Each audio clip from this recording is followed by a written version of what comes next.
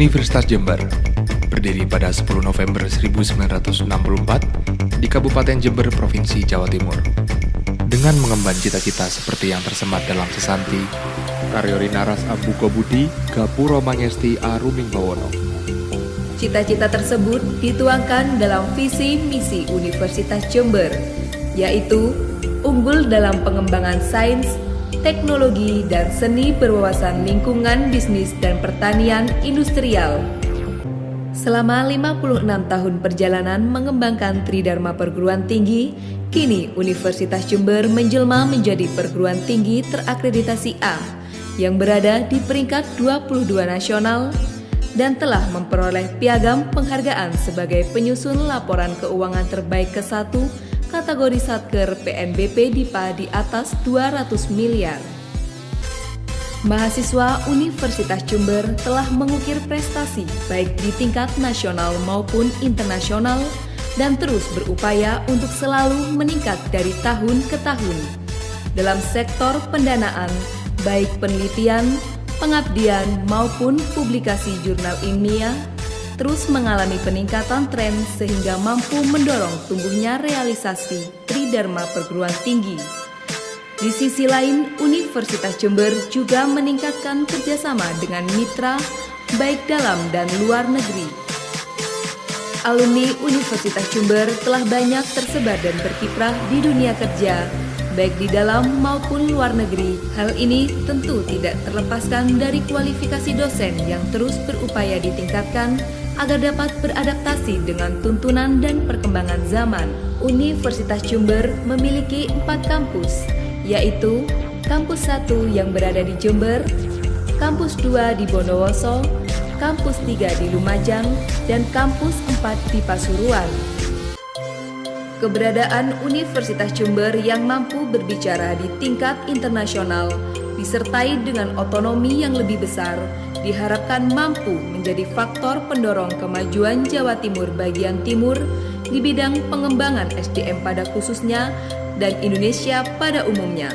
Dengan kondisi yang demikian, maka Universitas Jember siap menjadi BLU, Kampus Merdeka dari Universitas Jember untuk Indonesia Jaya. UNED siap BLU.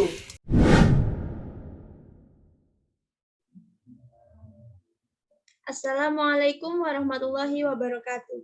Halo semuanya, semoga kita dalam keadaan sehat selalu. Perkenalkan, kami dari kelompok 3 mata kuliah Filsafat Ilmu yang diampu oleh Bapak Wajihuddin SPD MHum dari Fakultas Kesehatan Masyarakat Universitas Jember. Sebelumnya, izinkan kami memperkenalkan anggota kelompok kami.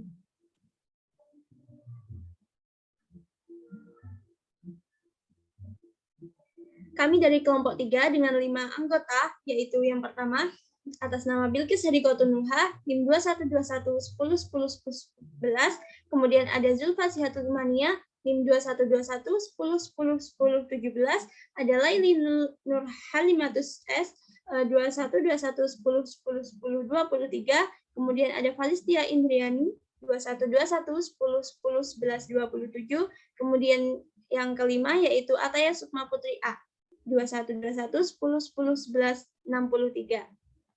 Dalam video kali ini, kami akan menjelaskan topik tentang metafisika atau hubungan metafisika dengan kesehatan masyarakat. Yang akan kami bahas di sini antara lain seperti apa itu filsafat, kemudian metafisika, kemudian apa itu kesehatan masyarakat, hingga bagaimana sih hubungan antara metafisika dengan kesehatan masyarakat. Maka dari itu, mari kita dengarkan penjelasan dari rekan-rekan berikut.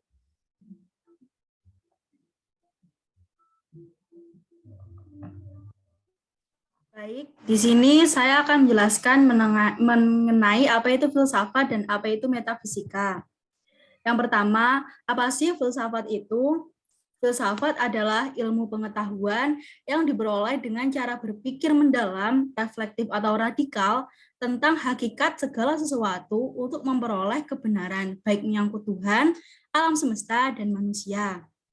Nah, filsafat sendiri itu istilahnya berasal dari bahasa Yunani, yaitu filosofia. Sering berjalannya waktu, filosofi tersebut mulai dikenal di berbagai daerah dengan bahasa yang berbeda-beda.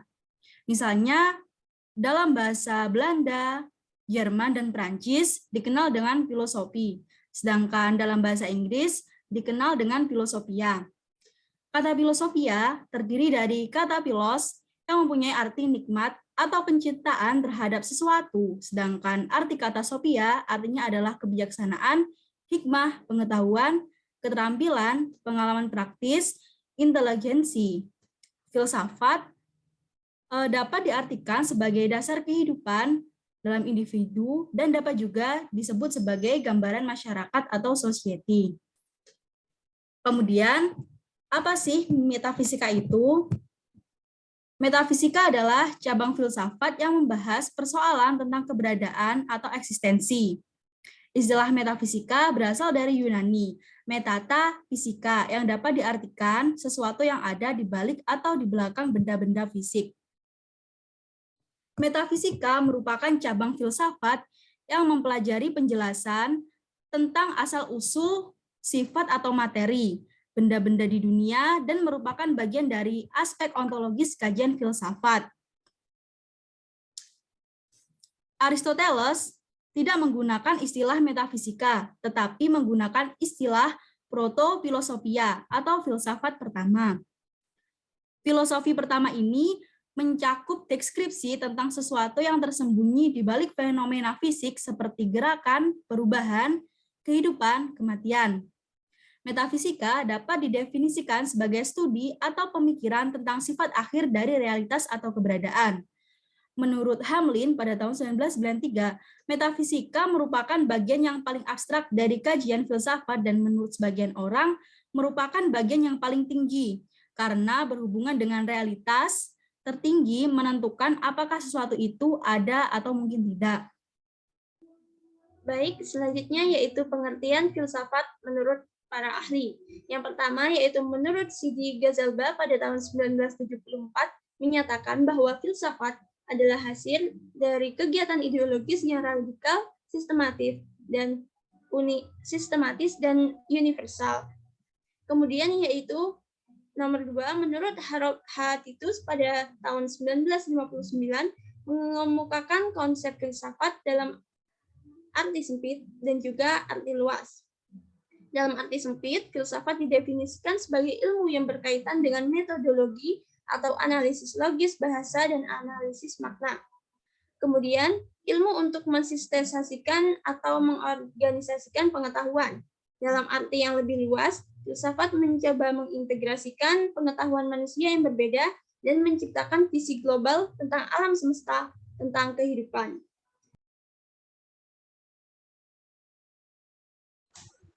Baik, selanjutnya ada definisi ilmu. Istilah ilmu dalam bahasa Arab berasal dari kata alimah yang berarti pengetahuan. Dalam bahasa ilmu sains berarti keadaan atau fakta pengetahuan, dan sering diartikan dengan istilah pengetahuan atau knowledge yang bertentangan dengan intuisi atau keyakinan.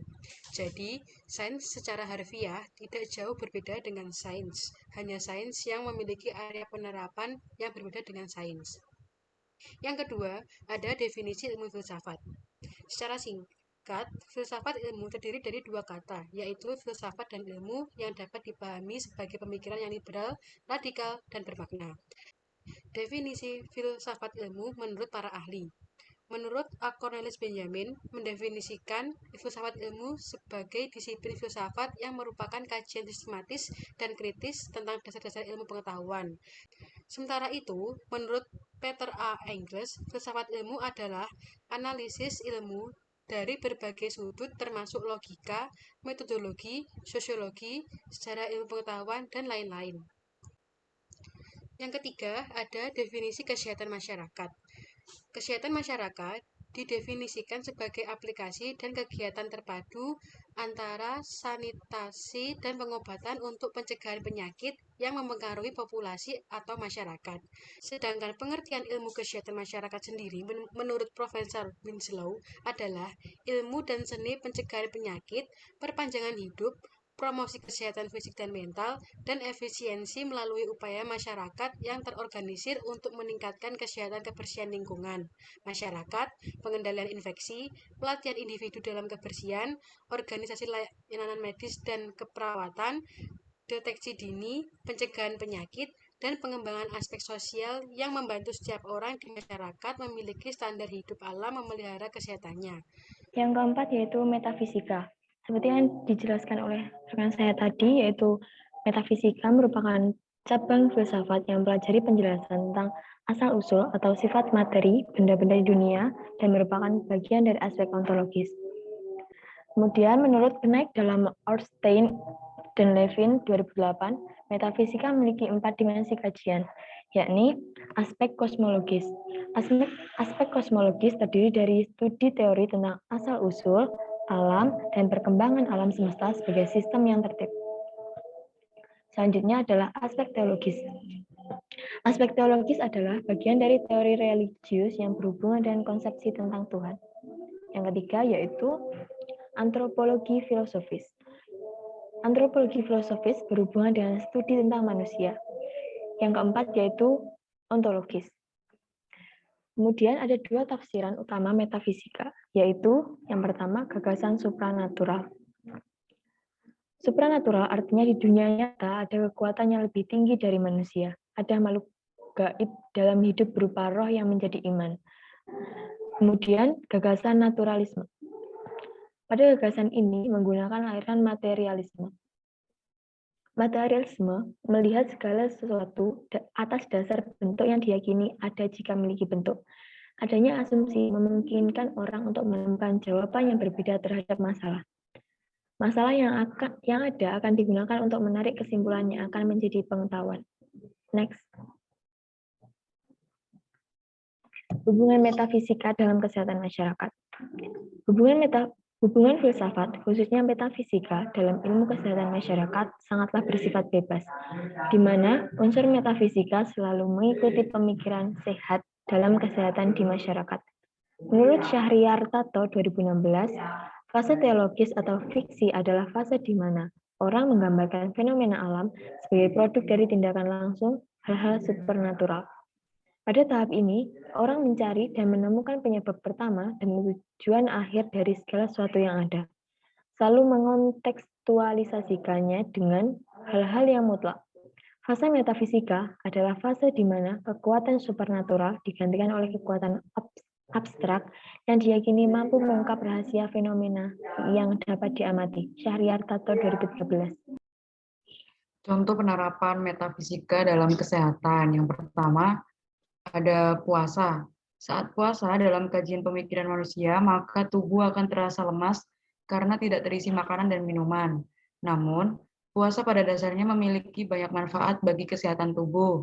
Tidak adanya makanan dan minuman yang masuk dalam rentan waktu sekitar 13 jam, membuat organ pencernaan dapat beristirahat.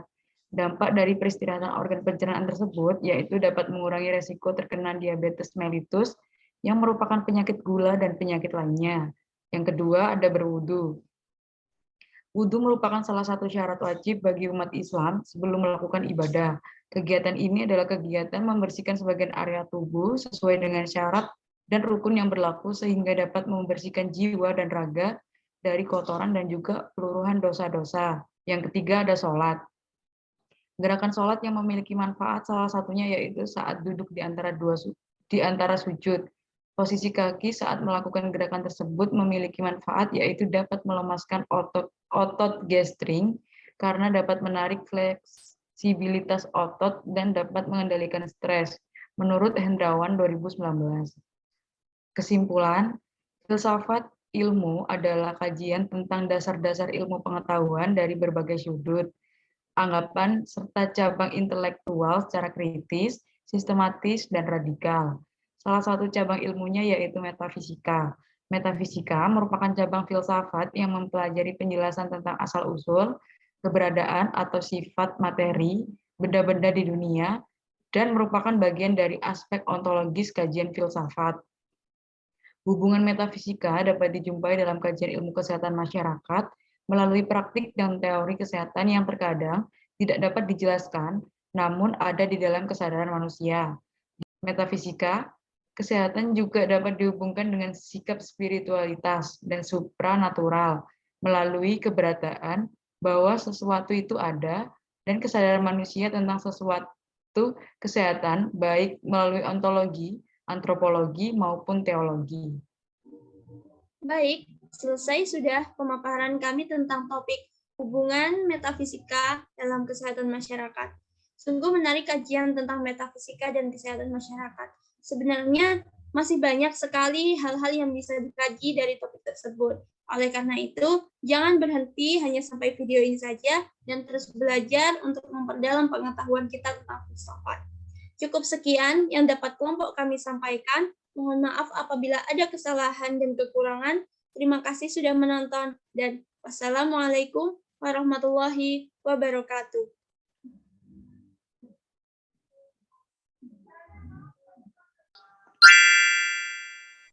Terima kasih telah menonton video kami. Sampai jumpa. Dadah.